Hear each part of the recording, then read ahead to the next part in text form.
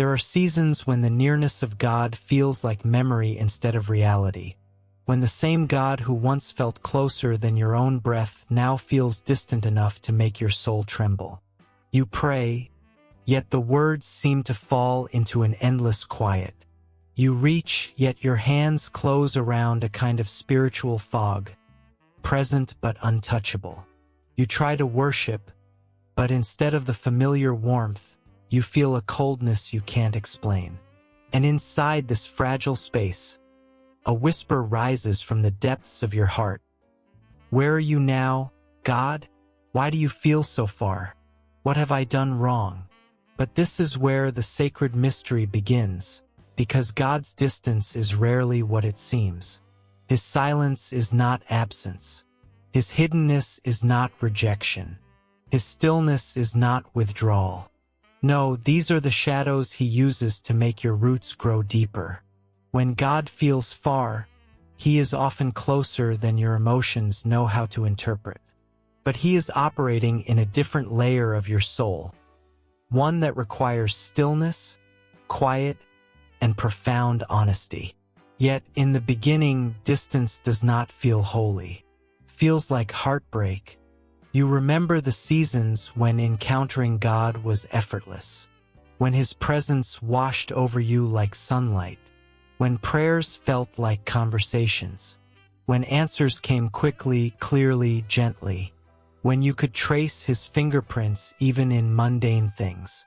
But now nothing, no whisper, no warmth, no sign, no movement. Your heart begins to fear the worst. Have I drifted? Has God left me? Why can't I feel him anymore? And yet these very questions are proof of something beautiful. Your heart still longs for him. And longing is the birthplace of intimacy. Because here is the deeper truth. When God feels distant, he is not trying to detach you from him. He is trying to detach you from everything keeping you from deeper trust. If God always stayed emotionally close, you would mistake feeling for faith. If he always spoke clearly, you would stop listening deeply. If he always answered quickly, you would never learn patience. If he always made his presence obvious, you would never search for him in the unseen. So God, in his wisdom, steps back, not to punish you, but to promote you into spiritual maturity.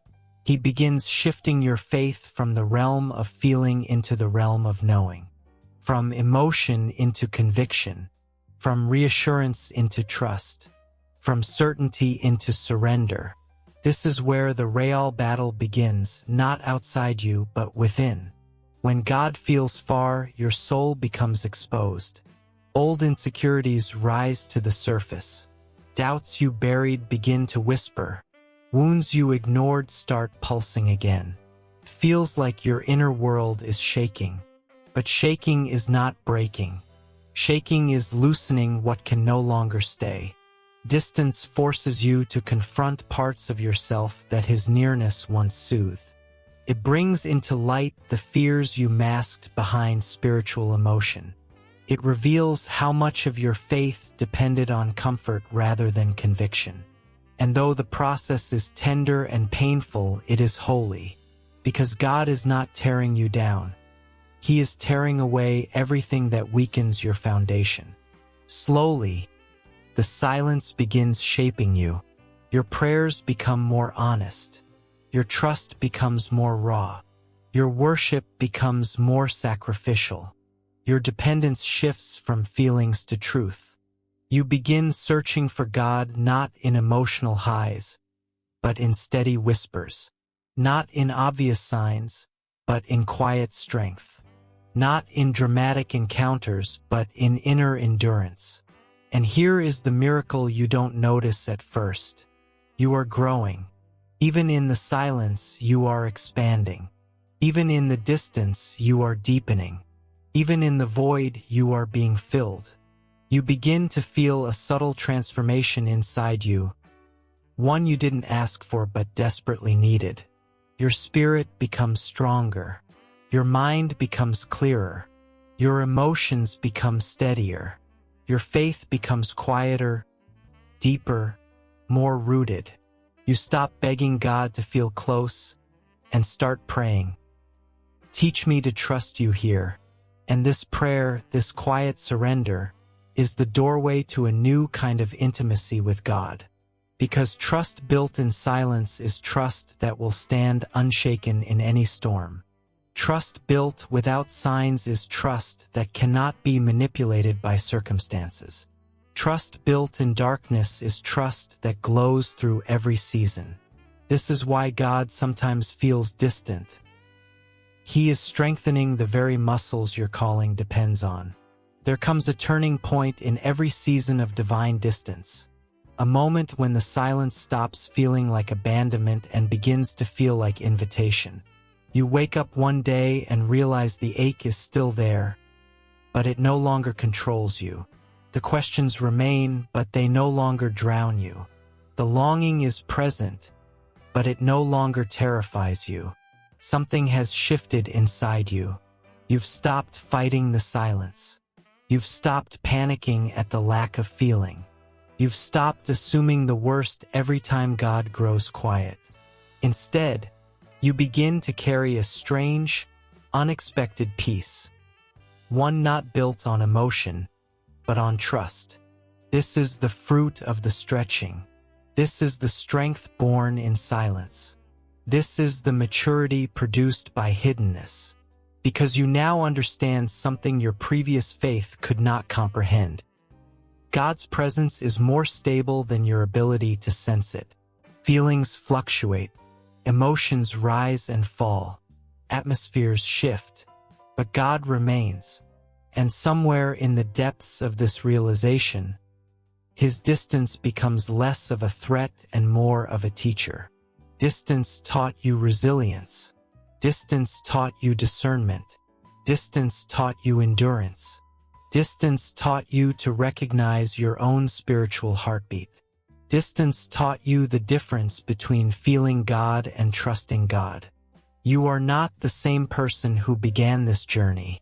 You are steadier, quieter inside, more anchored, more discerning, more balanced between your humanity and your faith. The silence did something to you. It clarified you, stabilized you, purified your motivations. It strengthened your spiritual spine. And then, almost without warning, the atmosphere around your life shifts. Not always dramatically, not always with fireworks, but undeniably. A peace settles over you that you didn't create. A clarity appears where confusion lived. A warmth flickers in your chest, the first glow of His felt nearness returning. A whisper moves gently through your heart. You realize in that moment that God was never far. He was simply working at depths your feelings couldn't measure. He was healing you without announcing it. He was maturing you without explaining it. He was preparing you without revealing it. Because now, when His presence becomes tangible again, you receive it differently. Not as emotional dependency, but as holy companionship. You don't cling out of fear, you rest in confidence. You don't panic when the feeling fades again. You trust the one who stays. You don't rely on spiritual highs. You rely on spiritual truth. This is the gift of divine distance.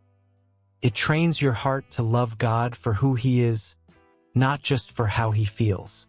And now, standing in the glow of His returning nearness, you understand why He had to hide.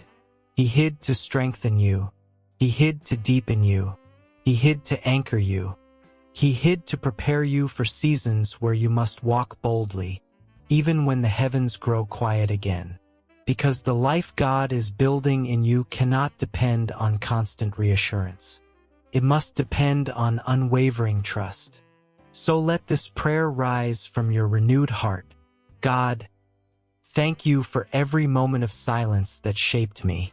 Thank you for every stretch that deepened me. Thank you for staying even when I couldn't feel you.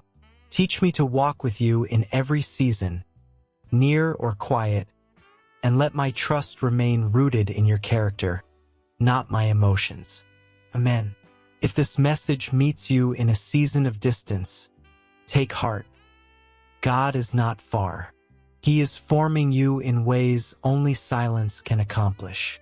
And when His nearness returns, it will be richer, deeper, and truer than anything you've known before.